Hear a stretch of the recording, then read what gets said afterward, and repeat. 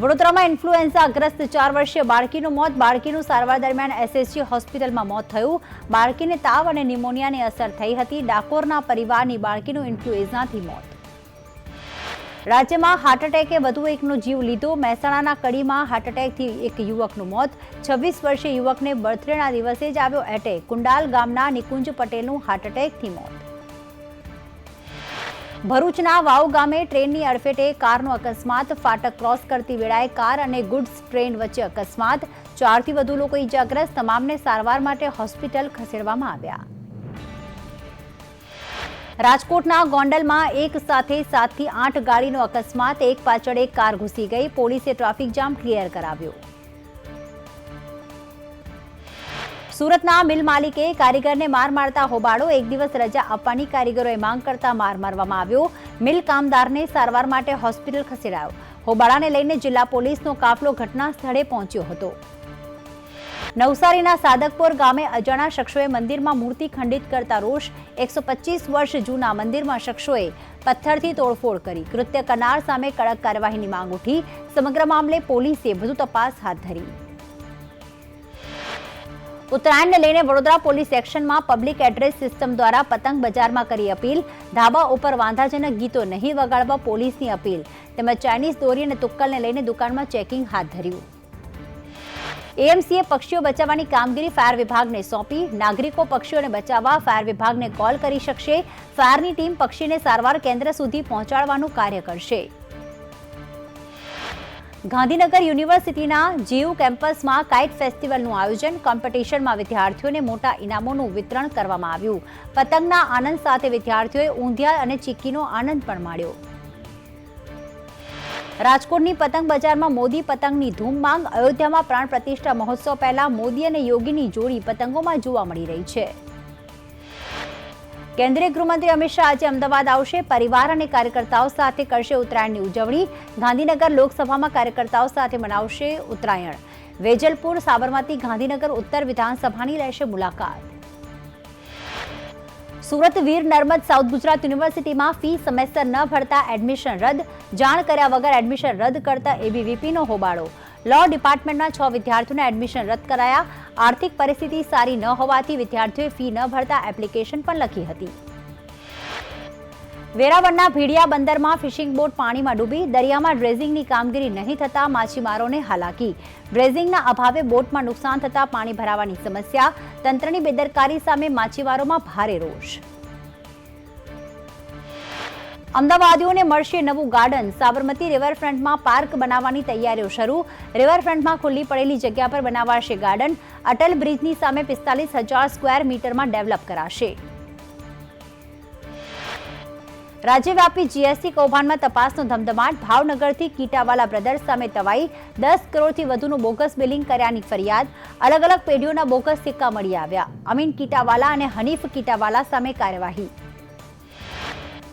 વડોદરાના ડભોઈમાં મહાલક્ષ્મી મર્કન્ટાઇલ બેંકનું લાયસન્સ રદ. આરબીઆઈએ મર્કન્ટાઇલ બેંકનું લાયસન્સ રદ કર્યું. અધિકારીની નિમણૂક માટે જિલ્લા રજિસ્ટ્રારને આદેશ. છેલ્લા 1 વર્ષથી મહાલક્ષ્મી બેંક વિવાદોમાં ઘેરાયેલી. કબૂતરબાજી કેસમાં મોટો ખુલાસો. એજન્ટ ભાર્ગવ દરજીના રાણીપના ઘરે પહોંચી સંદેશની ટીમ. ભાર્ગવ છેલ્લા કેટલાક સમયથી ઘરે ન હોવાનું સામે આવ્યું. સીઆઈડી ક્રાઇમની ટીમે પણ ભાર્ગવના ઘરે કરી તપાસ. ભાર્ગવ પોલીસ ચોપડે ફરાર. ફ્રાન્સ કબૂતરબાજીમાં મહેસાણા જિલ્લાના 2 એજન્ટ કડીના ચંદ્રેશ પટેલ અને સાલડીના કિરણ પટેલની સંડોવણી. ચંદ્રેશ પટેલનું ઘર બંધ હાલતમાં જોવા મળ્યું. પરિવારના લોકો ઘર બંધ કરીને ગાયબ થયા. અમદાવાદ વટવામાં ઉમંગ રેસિડેન્સીમાં આગ. મીટરમાં શોર્ટ સર્કિટ થતા આગ લાગ્યાનું અનુમાન. ફાયર વિભાગે આગ પર કાબુ મેળવ્યો. વડોદરાના કરજણમાં અકસ્માત. એસટી બસ અને ટ્રક વચ્ચે અકસ્માતમાં 20 લોકોને ઈજા. હુમલામાં રેલવે ટ્રેક પર 4 વર્ષના સિંહનું મોત. વન વિભાગે સિંહના મૃતદેહનો કબજો લીધો. રેલવે ટ્રેકની આસપાસ ફેન્સિંગ ન હોવાથી સિંહોના આંટા ફેરા. ધોરાજીમાં હિટ એન્ડ રનમાં મહિલાનું મોત. ઇકો ચાલકે 42 વર્ષીય મહિલાને અડફેટે લીધી. મૃતદેહને પોસ્ટમોર્ટમ માટે હોસ્પિટલ ખસેડાઈ. સમગ્ર મામલે પોલીસે વધુ તપાસ હાથ ધરી. સુરતમાં બેફામ કાર ચાલકે અકસ્માત સર્જ્યો. સ્કૂલ ગેટ નજીક ઇલેક્ટ્રિકના થાંભલા સાથે કાર અથડાતા થાંભલાને નુકસાન. સમગ્ર ઘટનાના સીસીટીવી સામે આવ્યા. અમરેલીના લાલવદરમાં કૂવામાંથી 3 લાશ મળી. આંતરિક ઝઘડામાં મારીને કૂવામાં ફેંક્યાની આશંકા. શ્રમિકોના અંદરોઅંદર ઝઘડામાં જ મોત થયા. કૂવામાંથી એક શ્રમિકની લાશ બહાર કાઢી. અમદાવાદના બોડકદેવમાંથી મીત પટેલના અપહરણનો કેસ. 4 આરોપીઓની પોલીસે કરી ધરપકડ. 70 થી 80 લાખની લેવડ દેવડમાં અપહરણ કર્યાનું ખુલ્યું. બોડકદેવ પોલીસે વધુ તપાસ હાથ ધરી. છોટા ઉદેપુરમાં નકલી સરકારી કચેરી કેસમાં વધુ એકની ધરપકડ. ટ્રાન્સફર વોરંટથી આરોપી નરોત્તમ પરમારની ધરપકડ. નરોત્તમ પરમારનું આરોપી સાથે જોઈન્ટ એકાઉન્ટ હતું. કૌભાંડના 2 કરોડ કર્યા હતા ટ્રાન્સફર. કચેરીમાં કાર્યપાલક ઇજનેર તરીકે કામ કરતો. સુરત કામરેજના નનસાડ રોડ પર એટીએમ કાપી ચોરી કરવાનો પ્રયાસ. ગેસ કટરથી એટીએમ કાપવાનો પ્રયાસ. ગેસ કટરથી એટીએમ મશીન કાપવા જતા લાગી આગ. મશીન સળગી ઉઠતા તસ્કરો ભાગ્યા.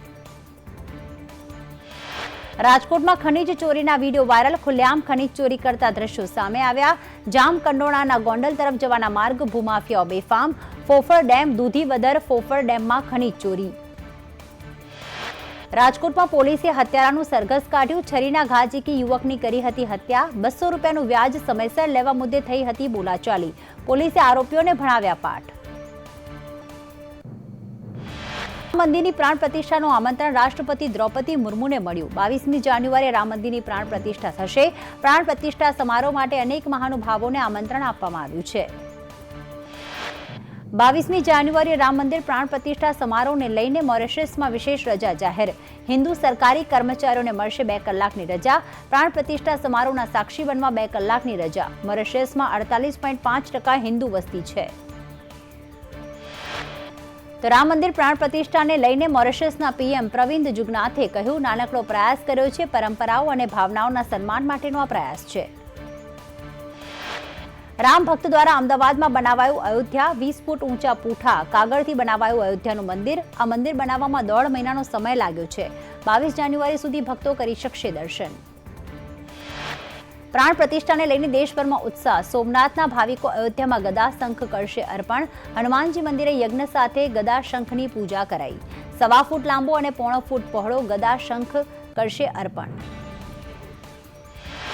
અયોધ્યામાં પ્રાણ પ્રતિષ્ઠાને લઈને રાજ્યમાં જોરદાર ઉત્સાહ. અમરેલીના સાપર ગામની યુવતીએ નખમાં બનાવ્યા ચિત્રો. રામ મંદિરના નિર્માણમાં ઇમિટેશન નખમાં બનાવ્યા. પ્રાણ પ્રતિષ્ઠાને લઈને પીએમનો ઓડિયો મેસેજ. કયો ભાગ્યશાળી છું કે શુભ પ્રસંગનું સાક્ષી બનીશ. આજથી 11 દિવસ પીએમના અનુષ્ઠાન. અયોધ્યામાં પ્રાણ પ્રતિષ્ઠા કોંગ્રેસે ફરી ઉઠાવ્યા સવાલ. પવન ખેરાએ કહ્યું, અર્ધપૂર્ણ મંદિરનો અભિષેક ધર્મ વિરુદ્ધ. લોકસભાની ચૂંટણી માટે માત્ર તાઇફા. અધૂરા મંદિરને પવિત્ર કરવામાં આવી રહ્યું છે. શંકરાચાર્યની ગેરહાજરીમાં કાર્યક્રમનું આયોજન. રામ મંદિર મુદ્દે રીવાબા અને નૈનાબા આમને સામને. રીવાબાએ કહ્યું, 500 વર્ષ બાદ મર્યાદા પુરુષોત્તમ અયોધ્યામાં બિરાજમાન થઈ રહ્યા છે. ત્યારે રામ મંદિર મુદ્દે રાજનીતિ ન કરવી જોઈએ. તો આ તરફ રીવાબાના નણંદ નૈનાબાએ કટાક્ષ કરીને કહ્યું કે તમે છોટી કાશીમાં રહો છો તો પણ તમારામાં સંસ્કાર નથી. પ્રાણ પ્રતિષ્ઠા મંદિરનું સંપૂર્ણ નિર્માણ થઈ ગયા બાદ જ થઈ શકે છે. સંસ્કાર અને ધર્મની વાત તમારા મોઢે ન શોભે. 22મી જાન્યુઆરીએ અયોધ્યામાં પ્રાણ પ્રતિષ્ઠાને લઈને ઉત્સાહ. પ્રાણ પ્રતિષ્ઠાની સાથે જ અમદાવાદમાં થશે શંખનાદ. જગન્નાથ મંદિરમાં મહોત્સવને લઈને વિવિધ કાર્યક્રમનું આયોજન. પ્રાણ પ્રતિષ્ઠા સમયે શંખનાદ અને મહાઆરતી થશે.